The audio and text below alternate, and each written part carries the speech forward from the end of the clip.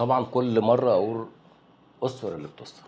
طيب دلوقتي العربيه بتخستع معايا في المطالع، تمام. والعربيه لما باجي امشي ما بتدينيش سحب كويس. تمام. انا محمل واجي اطلع يعني وانا بطلع تمام. الكوبري في حاجات كده بتحصل، اروح رايح للايه، للصنايعي، انما انا عايز اشوف العربيه دي، لا اما يفتح له ويزق له السوسته والكلام ده كله. تمام. ايه اسباب بقى ان العربيه ما ماشي. بتسحبش معايا والمشي والدنيا دي كلها؟ اوكي ماشي. بالنسبه يا جماعه، لو عندي مثلا العربيه عموما الديزل، عموما اي نوع عربيه نقل، دبابه كبيره صغيره، اي حاجه، عربيه معايا بتخسع في الدواره، بتهبط في الاحمال، ما بتديش الحمل بتاعها المظبوط، بتاكل جاز، بتدخن، كل دي اسباب ترومبا ورشاشات.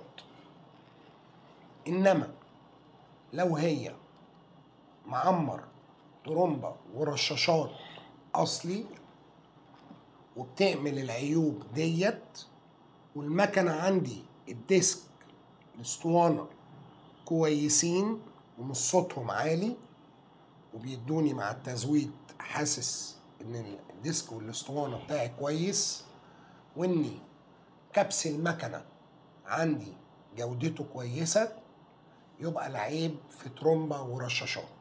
الظبط مش مظبوط، والتكيهات طبعا عاملها، ده مفروغ منه يا باشمهندس. تمام.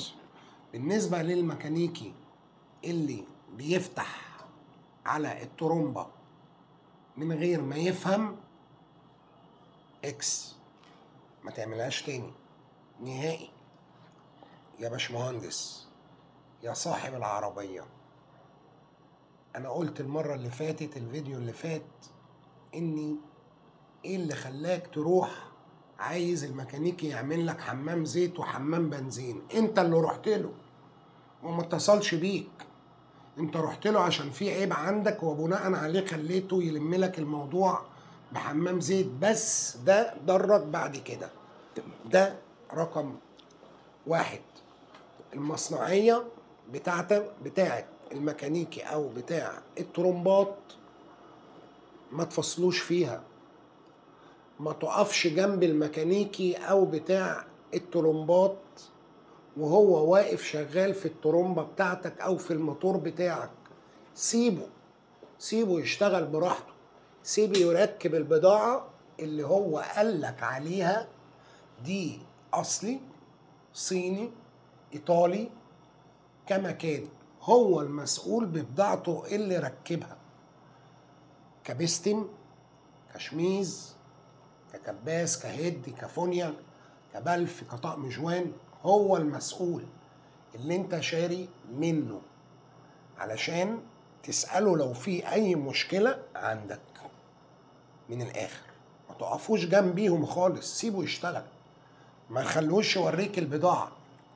هو قالك ان هي اصلي اصلي، ومشيت ولقيتها كويسة، خلاص معاك تمام. لكن قالك اصلي وهي مضروبة، ده يتحاسب من الاخر. نجيب حق صاحب العربيه ازاي لو انا واحد حط له حاجه مش اصلي وهو قال له اصلي، ويبتدي الراجل يشتكى؟ اتفضل. نعمل معاه ايه؟ طيب بصوا، المشكلة ديت علشان نحل المشكلة ديت أصلا، إن مثلا ده كده يعتبر غش تجاري وعدم أمانة ومصداقية. أعمل إيه؟ أنت جيت عمرت موتور وقال لك إن الموتور دوت أصلي ومركب لك بساتم كرتونة، وأنت ماشي هوب بستم ساح أو قفش أو حصل مشكلة، نفس الوضع. جيت عمرت ترومبة وحصل نفس المشكلة، بكلم الحل بتاعه في الموضوع دوت. لو ما حلش معايا لو ما يعني. حلش، بكلم اللي انا شغال عنده، يا باشمهندس الترومبة عندي ما بتسحبش، وانا جيت لحضرتك مرة وجيت لحضرتك التانية، وانا بلغتك لو ما سحبتش انا هروح اكشف عليها بره، وانت وافقتني بكده. اوكي.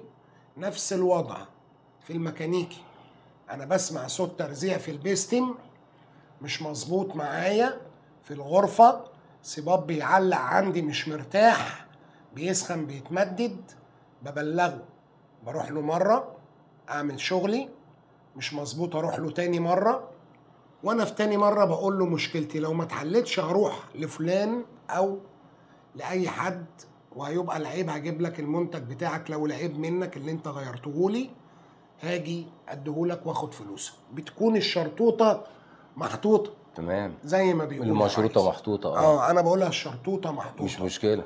تمام. اه بس يعني طيب اصين احافظ ازاي على طلمبتي؟ انا بشوف ناس بتطلع الحشوه وفلتر الجاز، يعني الفلتر اللي هو من اول 2006 لحد 13 فلتر جاز، وفي من 14 لحد 20 26 الحشوه بلاها سودا، وفي ناس ما بتغيرش فلتر الهواء، وفي ناس بتغسل فلتر الزيت وبتشغله تاني. قول لي نعمل ايه؟ يا لهوي يا جماعه، الباشمهندس عزت اللي بيقول عليه دوت يعني دي جريمه، اقسم بالله جريمه. ده في صنايعي بيغسل له الحشوه يا ريس، دي جريمه، وده كلام والله العظيم اللي بيقول عليه ده جريمه بجد. انت مفروض تتكسر المكنه نصين وتبقى فرحان بجد. انتوا عارفين الحشوه دي لما بتيجي تتغسل وتتعمل الورق بتاعها بيتمدد وبتقفل، ما بتوزعش مظبوط. الرئه، ما هي دي الرئه. ازاي اللي انتوا ليه يعني؟ عشان خاطر 30 ولا 100 ولا 200 ولا 500؟ طب ما انت مشقي العربيه طول الاسبوع والشهر شقيانه مش راضي تاكلها بتغسل لها، يعني اقول عليك ايه؟ فلتر انت قول على الهواء ده، نفسك. فلتر الهواء بينفضوه يا باشمهندس على طول. ده في واحد بيقول انا بقالي 6 اشهر ما غيرتش فلتر الهواء. طيب ما هو ليه حق، ما هتجيب له غرف وهتجيب له صبابات، ما هي ديت التنفيذ بتاع الغرف والصبابات هتجيبها له في المنفل والكلام ده كله، هتبهدل له الدنيا. يبقى انت اللي عايز كده. هقول لك على حاجه، عود نفسك كل سنه وانت بتيجي تجدد رخصه عربيتك، حط في دماغك كده وفي الميزانيه بتاعتك ترمبه برشاشات بمكنه يتعملوا قبل ما تروح تجدد. يعني قبل ما تفحص تعمل الصيانه دي كلها، تمام؟ تروح تعمل كده. صيانه الفواني النوزل فواني ديت كل 90,000 تتغير. اغير الفواني كل 90,000 طبعا مهندس شريف؟ طبعا ده احنا ما بنغيرهاش. لا ده الكلام ده، لا لا لا, لا. تعالى نتكلم في كلام تاني. لا ما هو ده ريس اللي انت بتكلمني كلام غير واقعي. لا لا لا لا ما هو ما الناس نتكلم. ما هو باشمهندس، ما الناس يا عيني ماسكه بتوع الترمبات نافخينهم وماسكين الميكانيكيه مروقينهم وبيكلموا حضرتك في اسئله مهمه جدا، وانت بتطلع تغلط في بتوع الترمبات ومبهدل بتوع الترمبات ومطلع عينيهم وعشان بتاع الترمبات انا ده في دمي فاهمني؟ فانا برضو بنقول بما يرضي الله تعالى. انت مفروض وانت بتجدد عربيتك يا استاذ تغير الكاوتش بتاعك. بص بكلمك في كاوتش عربيه، الكاوتش بتاعك بدورة تبريدك بترمبه برشاشاتك، لو موتورك كويس بتبص عليه بتشوفه عايز ديسك اسطوانه كده عشان يديك تاني. لكن انت عايز تخلي الترمبه بالموتور شغاله تعدي ال90 وال120. ده في ناس كانوا يا جماعه، الشركات كنا زمان بنتعامل مع شركات ليهم جدول، ليه بيعمروا المكنه كل 500,000 و600,000 و700,000؟ عشان ليهم جدول زمني في الصيانه متبع ماشيين عليه. فالمكنه بتقعد بالنص مليون يا باشمهندس عزت وبال700,000 مليون الا، وبتكمل في شركات السياحه علشان بجد بيطلع طقم الفواني حتى على 80,000 وبيغيره لو هو كويس، بيخليه زي ما هو. بيطلع الترمبه بيغيرها، بيعمل اللي فيها كل 150,000 وصيانه بيديها عمر تاني. ما انت لما بتيجي بتعمر ترمبه بيقول لك كباسات وبلوف فواني وطقم جوان وبلي وبكر وكامه وإله كتير، صح؟ مش بيقولوا لكم ليه؟ ليه ما بيقولكش كباس وبلف وفونيا بس وطقم جوان؟ علشان حضرتك فضلت مطول فيها وماشي ما بتديلهاش الصيانه بتاعتها، ما بتغيرش الحاجات الرئيسيه بتاعتها. يعني برضو الفواني يا باشمهندس برضو كل 90 كيلو او 90,000 او 80,000 طبعا لازم اغيرها؟ طبعا مفروغ منه. مفروغ منه، دي حاجه طبيعيه. طب تقول لي حضرتك للي بيجي يعمل عمرة موتور ولا بيغير راداتير، يبقى الراداتير عنده 10 سنين ما بيغيرش راداتير وطلمبة الزيت مش عايز يغيرها، يقول لك اصل الصنايعي عمل كده في طلمبة الزيت.